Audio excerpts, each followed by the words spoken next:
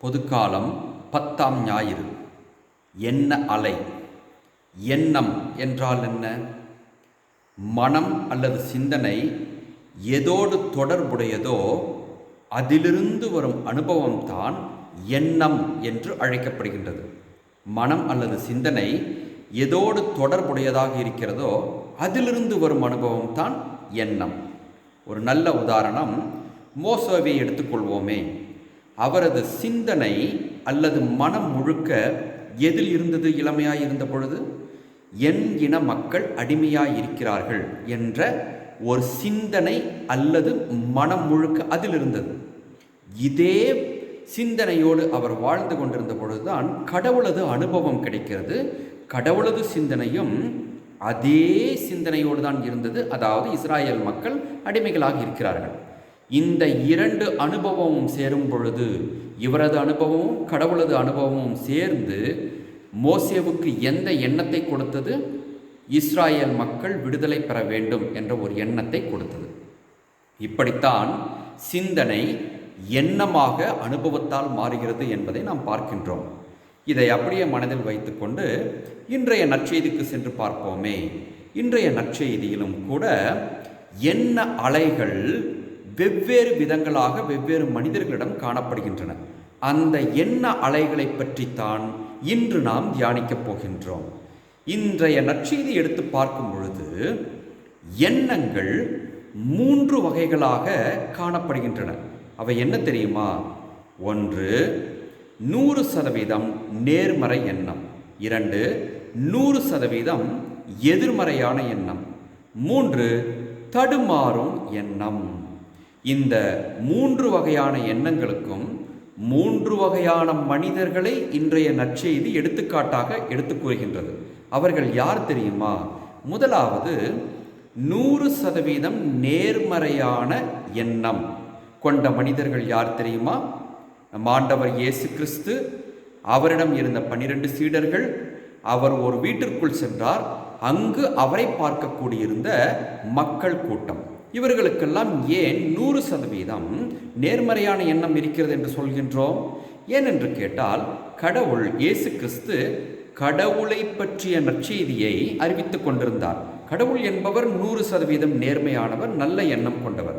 ஆகவே அவரோடு தொடர்புடையவராக இருந்தால் நம் ஆண்டவர் இயேசு கிறிஸ்துவும் கடவுள் என்பதால் கடவுளை பற்றிய நற்செய்தி அறிவிக்கின்றார். அவரை பின்பற்றிய, இயேசுவை பின்பற்றிய 12 சீடர்களும் அப்படியே கடவுளை ஏற்றுக்கொண்டதால் அவர்களுக்கும் அந்த நேர்மறையான எண்ணம் வந்துவிட்டது. அதே போல அவரை காண வேண்டும் என்று நெருக்கி கொண்டு அந்த வீட்டிற்குள் மக்கள் கூட்டம் வந்தது. ஆகவே அவர்களுக்கும் 100% நேர்மறையான எண்ணம் இருந்தது என்பதை நம்மால் அறிந்து கொள்ள முடிகின்றது. அதுவே 2வது வகை மனிதர்களை பாருங்களேன். 100% எதிர்மறையான எண்ணம் கொண்டவர்கள். அவர்கள் யார்? எருசலேமிலிருந்து வந்திருந்த மறைநூல் அறிஞர் கூட்டம். ஏன் அவர்களை 100% எதிர்மறையான எண்ணம் என்று சொல்கின்றோம்? இதை நாம் சொல்லவில்லை, இயேசு கிறிஸ்துவே கூறிவிட்டார் இன்றைய நற்செய்தியில். ஏனென்று கேட்டால், அவர்கள் இயேசு கிறிஸ்து பேய்களை ஓட்டுகின்றார், நற்செய்தி அறிவிக்கின்றார், புதுமைகளை எல்லாம் செய்கின்றார் என்பதையெல்லாம் பார்த்தார்கள். இதெல்லாம் கடவுளது வல்ல செயலால் மட்டுமே செய்ய முடியும். அப்படி இருந்தும் கூட அவர்கள் என்ன ஒரு கருத்துருவை இயேசுவிடம் வைக்கின்றார்கள்? இவன் பேய்களின் தலைவனாகிய பெயல்செபூலை கொண்டுதான் பேய்களை ஓட்டுகிறான் என்று சொல்கின்றார்கள். அப்படி என்றால் அந்த மறைநூல் அறிஞர்களின் கூட்டத்தில் எண்ணம் முழுக்க 100% எந்த எண்ணங்கள் மட்டுமே நிறைந்திருந்தன? எதிர்மறையான எண்ணங்கள், இயேசுவை பற்றிய எதிர்மறையான எண்ணங்கள் மட்டுமே நிறைந்திருந்தன என்பதை தெளிவாக காண முடிகின்றது. அடுத்ததாக தடுமாறும் எண்ணம் கொண்டோர். இவர்கள் நேர்மறையான எண்ணத்திலிருந்து சில சமயம் எதிர்மறையாகவும் மாறலாம், எதிர்மறையான எண்ணத்திலிருந்து சில சமயம் நேர்மறையாகவும் மாறலாம். இன்று நேர்மறையான எண்ணத்திலிருந்து சற்றே தடுமாறி எதிர்மறையான எண்ணத்திற்குள் போகக்கூடிய ஒரு குழுவினரை இன்றைய நற்செய்தியில் பார்க்கின்றோம். அவர்கள் யார் என்று கேட்டால், ஆண்டவராகிய இயேசு கிறிஸ்துவின் உறவினர்கள். இவர்கள் உறவினராக இருக்கும் பொழுது நெருங்கிய உறவைத்தானே கொண்டிருப்பார்கள். அப்படி என்றால் சிறு பிள்ளையாக இருந்த பொழுதிருந்தே இயேசுவை பற்றி இவர்களுக்கு நன்கு அறிந்திருக்க வேண்டும். அப்படி அறிந்திருந்தது இவர் நல்லவர், இவர் கடவுளின் மகன், இவர் புதுமைகளை செய்கிறார் என்று நேர்மறையாகத்தான் இருந்தார்கள். ஆனால் மக்களெல்லாம் என்ன பேசிக்கொண்டார்கள்? அங்கிருந்த அந்த உறவினரை சுற்றி இருந்த மக்களெல்லாம் இவருக்கு மதிமயங்கி விட்டது, இயேசுவுக்கு மதிமயங்கி விட்டது என்று பேசிக்கொண்டார்கள். அந்த எண்ணம், மதிமயங்கி விட்டது என்ற எண்ணம் எப்பேற்பட்ட எண்ணம்? 100% எதிர்மறையான எண்ணம். அந்த எண்ணம் யாரை தாக்கியது? தடுமாறும் மனநிலையில் இருந்த உறவினர்களை தாக்கியது. ஆகவே அவர்கள் நேர்மறையான நிலையிலிருந்து எதிர்மறையான நிலைக்கு மாறி என்ன செய்கிறார்கள்? அவரை பிடித்து கொண்டு வர புறப்பட்டு சென்றார்கள் என்று சொல்லப்படுகின்றது. ஆக இந்த நற்செய்தியில் 3 வகையான மனிதர்களையும் தெள்ளத் தெளிவாக இயேசு காட்டிவிட்டார். இயேசு 100% நேர்மறை எண்ணம் கொண்டவர். அதுவே மறைநூல் அறிஞர்கள் 100% எதிர்மறையான எண்ணம் கொண்டவர்கள். இயேசுவின் உறவினர்கள் தடுமாறும் மனநிலையில் இருக்கிறார்கள், எண்ணத்தில் இருக்கிறார்கள் என்பது தெளிவாகிவிட்டது. சரி, இப்பொழுது அடுத்த கேள்விக்கு செல்வோமே. இதையும் நம் நற்செய்தி பார்வையிலிருந்து தியானிக்க வேண்டியது ஒரு அவசியமான செயலாகிறது. அது என்னவென்று கேட்டால், எனது எண்ணம் அது 100% நேர்மறையாக இருந்தாலும் சரி, 100% எதிர்மறையாக இருந்தாலும் சரி, அல்லது தடுமாறும் மனநிலையாக இருந்தாலும் சரி, எனது எண்ணம் எனக்கு எதிர் இருப்பவரின் எண்ண ஓட்டத்தில் பாதிப்பை ஏற்படுத்துமா? இந்த கேள்வி அறிவியல் பூர்வமாக அவ்வளவாக நிரூபிக்கப்படவில்லை. ஆனாலும் கூட ஆன்மீக பூர்வமாக இன்றைய நற்செய்தியிலிருந்து நிச்சயமாக பாதிப்பை ஏற்படுத்தும். ஆனால் ஒரு கட்டளையை நாம் நினைவில் வைத்திருக்க வேண்டும். ஒரு கண்டிஷன் என்னவென்று கேட்டால், நான் அந்த எண்ணத்தை ஏற்றுக்கொள்ளும் மனநிலையில் இருந்தால் மட்டுமே அடுத்தவரின் எண்ண அலை எனது எண்ண ஓட்டத்தில் மாற்றத்தை ஏற்படுத்தும். இதை நன்கு புரிந்து கொள்ளுங்கள். நான் அனுமதித்தால் மட்டுமே மற்றவரின் எண்ண அலை எனது எண்ண அலைக்குள் மாற்றத்தை ஏற்படுத்தும் என்பதை நான் உணர்ந்து பார்த்திருக்க வேண்டும். நல்ல உதாரணம், இன்றைய நற்செய்திக்குள்ளாரே செல்வோமே. முதலில் இயேசு கிறிஸ்து, இவர் 100% நேர்மறையான எண்ண அலையை கொண்டிருந்தார். அப்படி இருக்கும் பொழுது முதலாவதாக இவர் அவரை சுற்றி இருந்த 100% நேர்மறையான எண்ணம் கொண்டோரின் எண்ணத்தில் மாற்றத்தை ஏற்படுத்தினாரா என்று கேட்டால், ஒரு சிறு உதாரணம். யார் என்று கேட்டால், யோவானின் சீடர்களை பாருங்களேன். திருமுழுக்கு யோவானிடம் 2, 3, 4 சீடர்கள் எல்லாம் இருந்தார்கள். அவர்களுள் ஒருவர் தான் யோவான். அந்த யோவானை பார்த்து திருமுழுக்கு யோவான் சொன்னார், இதோ கடவுளின் செம்மறி என்று இயேசு நடந்து சென்று கொண்டிருந்த போது சொன்ன உடனேயே இயேசு கிறிஸ்துவிடமிருந்து வெளிப்பட்ட அந்த 100% நேர்மறையான எண்ணங்கள் இவரும் நேர்மறையாக எண்ணங்களோடு இருந்ததால் இரண்டும் ஒத்துப்போய் திருமுழுக்கு யோவானிடம் சீடராக இருந்த யோவான் யாரின் சீடராக மாறினார்? இயேசுவின் சீடராக மாறினார். ஆக இயேசு கிறிஸ்துவின் 100% நேர்மறையான எண்ணம் மற்றவர்களின் நேர்மறையான எண்ணத்தோடு சேர்ந்ததால் இரட்டிப்பு பலனை தந்தது. அதுவே இயேசு கிறிஸ்துவின் 100% நேர்மறையான எண்ணம் 100% எதிர்மறையான எண்ணத்தின் குறுக்கீடு செய்யுமா என்று கேட்டால், சில நேரங்களில் குறுக்கீடு செய்யலாம். அதற்கு இந்த 100% நேர்மறையான எண்ணம் கொண்டவர் மிக கடினமாக உழைக்க வேண்டும். அதற்கு ஒரு நல்ல உதாரணம் பவுல். சவுலாக இருந்த காலகட்டத்தில் அவர் 100% எதிர்மறையான எண்ணங்களைத்தான் கொண்டிருந்தார். அதற்காக இயேசு கிறிஸ்து என்ன செய்தார்?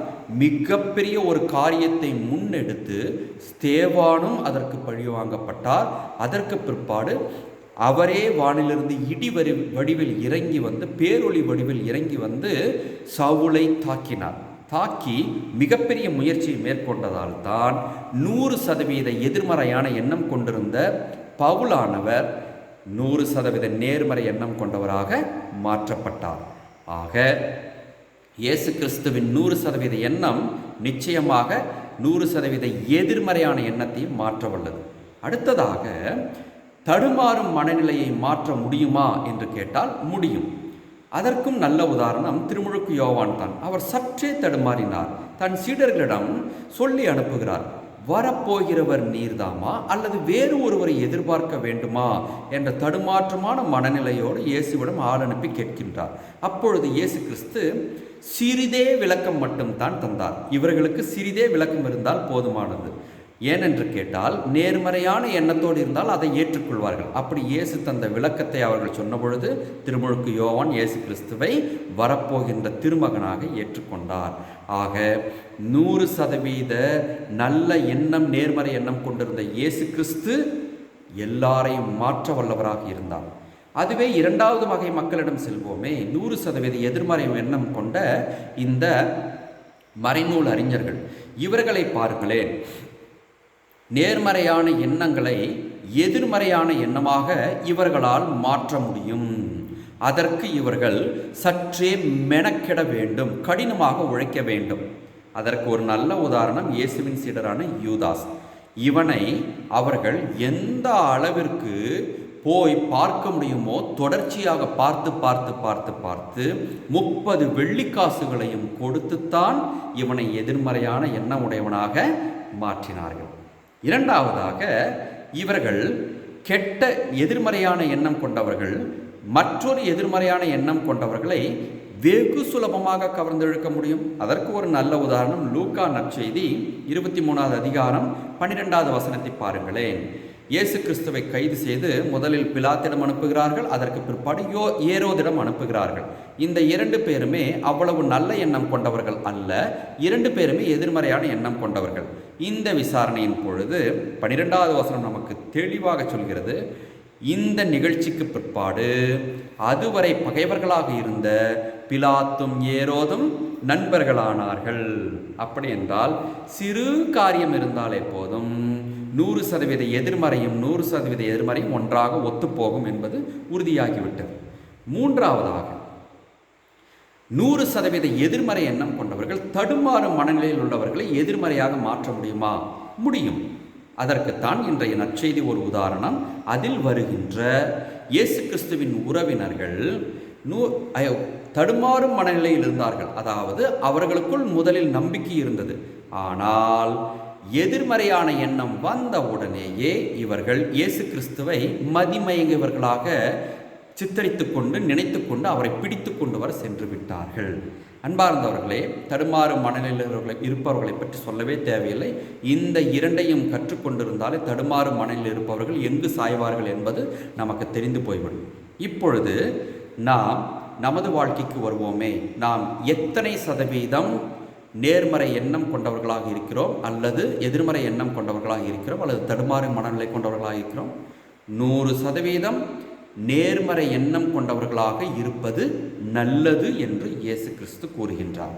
அதே போல 100% நல்ல எண்ணம் கொண்டவர்களை நமது நண்பர்களாக, சுற்றத்தாராக நம்மை சுற்றி வைத்து கொள்ள வேண்டும் என்பதையும் அவர் கூறுகின்றார்.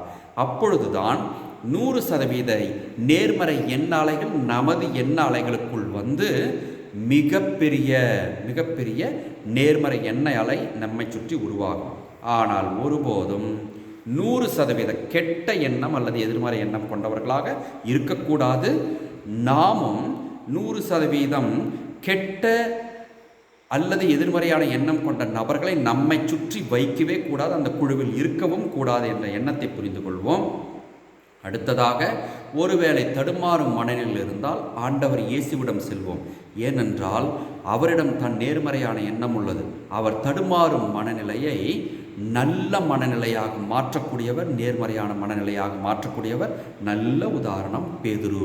அவர் தடுமாறினார், ஆண்டவரிடம் சென்றார்.